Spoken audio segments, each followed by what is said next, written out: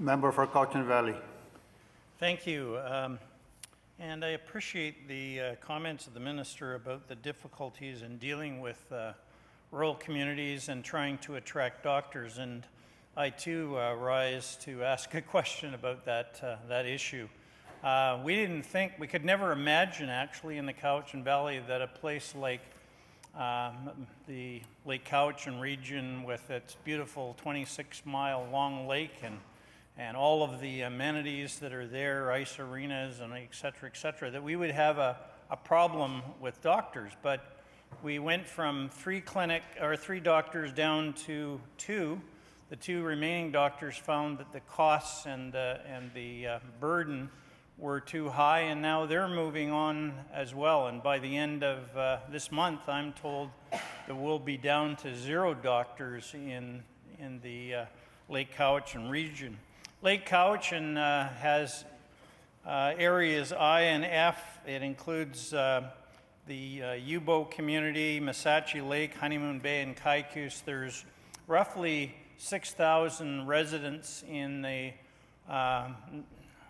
year, but that number rises to as many as 20,000 people when the tourist season is on, like right now. And you can imagine that without a clinic nearby where people can deal with their cuts and scrapes and burns, etc., that it's going to put more strain on the medical system in Duncan. It's going to be the emergency room being used more trips to the hospital in an ambulance for cuts and burns and that kind of thing, or even health issues where there's a concern where in the past they could go to their doctor. Now I'm concerned that it's going to cost the system even more money. So one of the solutions I know that they're looking at, and I'm appreciative that VIHA is looking at some kind of model along with the community. They're talking about a community clinic, but in order to attract a doctor, the community has asked me loudly and clearly, would I at least step forward and ask the minister if they could get on the same list that other remote regions are on for this $100,000. It's a starting point, if you like, for them to have some funding to try and work together as a committee to do whatever they can to try and attract a doctor to the region. I would add that I think that it would be very cost-effective and money well spent to do that kind of thing, to look at this as a problem-solving exercise that you don't want to end up costing the region's healthcare system more by not acting in a prudent and practical way. There are some good things happening, but again, my question to the minister comes down to, can the Lake Cowichan region get access to the same $100,000 for doctor recruitment as other communities? And I guess the part B to that would be, is there any other program that may be available that would help the region find a doctor? Minister. Thank you very much, Honourable Chair, and through to the member for Lake Cowichan, or the Cowichan Valley, sorry. We discussed this earlier. I don't think the member was in the chambers when we did, but the pilot program of $100,000 over 3 years to entice physicians to the underserviced areas throughout the province is in the pilot stage. I mentioned the community of Clearwater in my community is one of those pilot communities.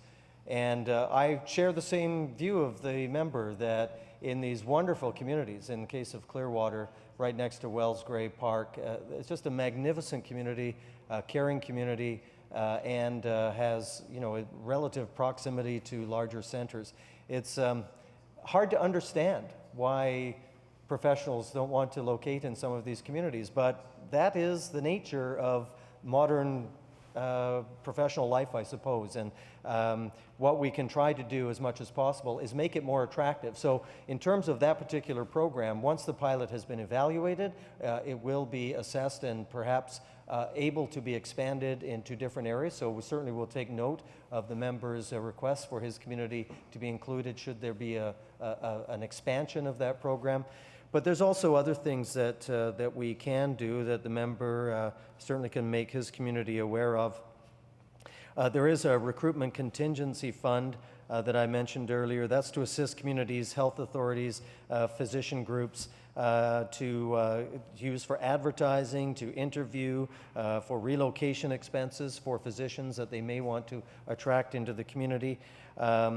The model that the member mentions about healthcare centers is a good model, and I'm glad, and I know VHA is working on this. In fact, we just opened the Oceanside Health Center, and it's a multidisciplinary facility that provides almost everything the community needs, except, of course, the most emergent and acute care that then is provided at the regional hospital. And I think that's the model we need to move to, is to provide, not to provide a Cadillac in every community, to provide 90% of what the community needs, knowing that that 10%, the really high acuity, the emergent cases, then would go to the other centers. But if you provide those facilities in communities, I think that's how you attract professionals as well. So there's a lot of different components of this that I think will make it more attractive for healthcare professionals to locate in those communities, and we continue to work hard towards those, and be happy to work with the member and his community to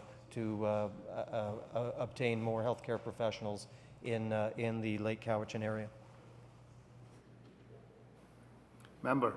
Yeah, again, I appreciate that you'd be happy to work with us. I would invite the minister to come up to the community, meet with, there's a number of groups there, and of great concern that you should be aware of and made aware of is the large senior centers that are there. And part of the reason those senior centers are there is because they could walk to the doctor's clinic.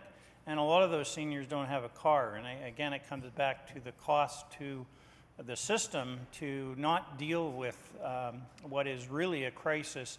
And it's here, and it's now, and it's at the end of this month.